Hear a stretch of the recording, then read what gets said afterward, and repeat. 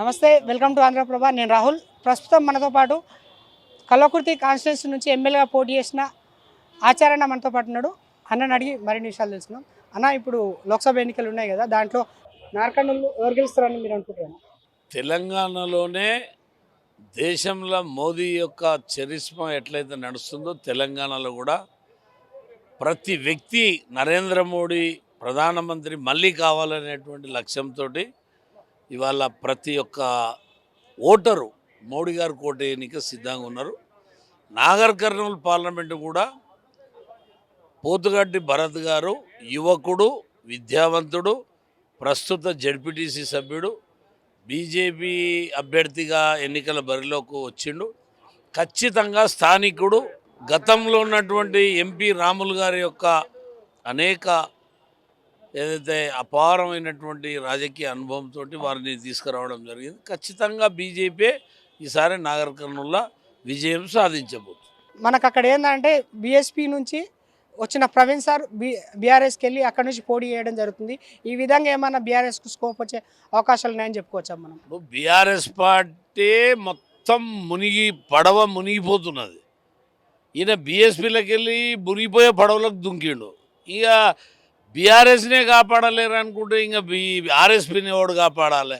వాళ్ళ ఒక ఆశయం కోసము ఆర్ఎస్పీ ప్రవీణ్ పనిచేస్తుండని నిన్నటిదాకా అనుకున్నారు. ఇప్పుడు ఆయన పదవుల కోసమే తన యొక్క పార్టీని బొందబెట్టి 3 నెలల క్రితము కేసీఆర్ని గద్దె దింపనీకే అనేక మాటలు చెప్పిన ఆర్ఎస్పీ ప్రవీణ్ ఇలా కేసీఆర్ కాళ్ళ దగ్గర ఊడిగం చేయనీక పోయిందంటే ఇలా ప్రజలు ఎట్లా దీన్ని జీర్ణించుకుంటారో, ఆయనకు ఎట్లా ఓటేస్తారు? బీఎస్పీకి వెళ్ళి నిలబడితే డిపాజిట్ అన్న వచ్చున్నాము, ఇప్పుడు డిపాజిట్ కూడా రాదు ఆర్ఎస్పీ ప్రవీణ్. ఇప్పుడు మల్లి రవి అక్కడ నుంచి కాంగ్రెస్ నుంచి అధికారంలో అయితే ఉంది కదా, ఇప్పుడు అక్కడ వచ్చే ఛాయిస్ ఏమన్నా ఉందని చెప్పేసి అనుకోవచ్చా మనం? ఇప్పుడు బీఆర్ఎస్ పార్టీ ఏమో ఇక్కడ లేదు, అక్కడ లేదు. కాంగ్రెస్ పార్టీ ఏమో ఏదో కన్నులట పోయినట్టు ఇక్కడ వచ్చింది. రేపు ఇది పార్లమెంట్ ఎన్నికలు. ఈ దేశానికి ప్రధానమంత్రి ఎవరు కావాలని ఓటేస్తారు? రాహుల్ గాంధీకి 1% కూడా ఓటు వేసే పరిస్థితులు లేదు. కాబట్టి ఖచ్చితంగా నాగర్ కర్నూలు, మహబూబ్ నగరు, తెలంగాణలో 10 నుంచి 12 సీట్లు విజయ దుందుబి మోగిస్తుంది నరేంద్ర మోడీ గారి నేతృత్వం. మహబూబ్ నగర్ ఖచ్చితంగా డీకేఆర్ నగర్ గెలుస్తారు. ఎందుకంటే ఆమె రాజకీయ అనుభవం ఉంది. ఆమె అక్కడ గత ఎన్నికలలో స్వల్ప ఓట్లతోటి ఓడిపోవడం జరిగింది. ఇప్పుడు పెద్ద ఎత్తున మోడీ గారి యొక్క చరిష్మా కారణంగా బీజేపీ ఈ 2 స్థానాలలో విజయ దుందుబి మోగిస్తుంది. మహబూబ్ నగర్లో మెయిన్గా చూసుకున్నట్లయితే సార్, చల్లా వంశచంద్ర రెడ్డి అక్కడ ఇట్లా చాలా వరకు రైతుల గురించి పోరాటం చేసిర్రు అని చెప్పేసి కొద్ది రోజులుగా న్యాయయాత్రలు అయితే చేయడం జరుగుతుంది సార్. ఈ విధంగా ఆయనకి ఏమైనా ఓట్లు పడే అవకాశాలు ఉన్నాయని చెప్పి చెప్పుకోవచ్చు. నాకు చాలా హాస్యాస్పదం అనిపిస్తుంది. ఆయన ఏదో రైతుల గురించి చేసిండని. ఆయన ఎమ్మెల్యే గెలిచిండు, కల్వకుర్తిలే మళ్ళీ నిలబడనీకి బయట భయపడి ఆయన నిలబడలేకపోయిండు.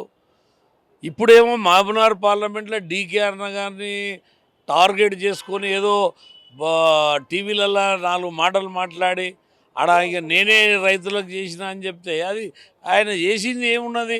ఆయన రాజకీయ అనుభవం ఎంత? ఆయన ఏంది? ఆయన చేసింది ఏంది? ఆయన ఒక్కనాడన్నా ఒక ఉద్యమం చేసినోడా?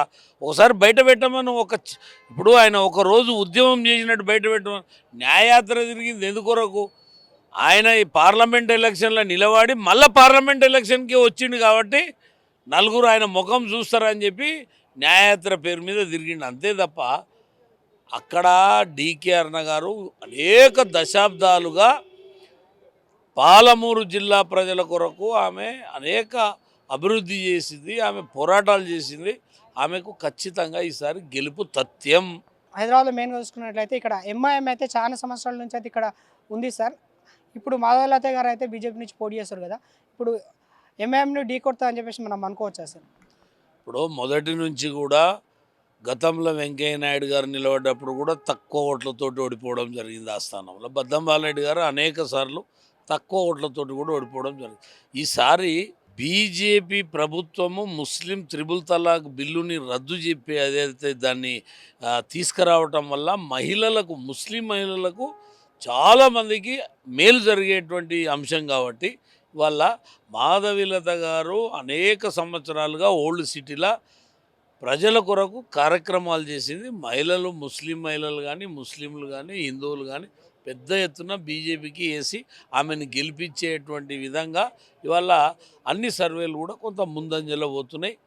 దాని కొరకే సలావుద్దీన్ ఓవైసీ ఏదైతే ఉన్నాడో ఈయన ఏదైతే సిఏఏ గురించి కానీ, ఎన్ఆర్సీ గురించి కానీ ఇవాళ ముస్లిం యువతని రెచ్చగొట్టే ప్రయత్నం చేస్తున్నాడు.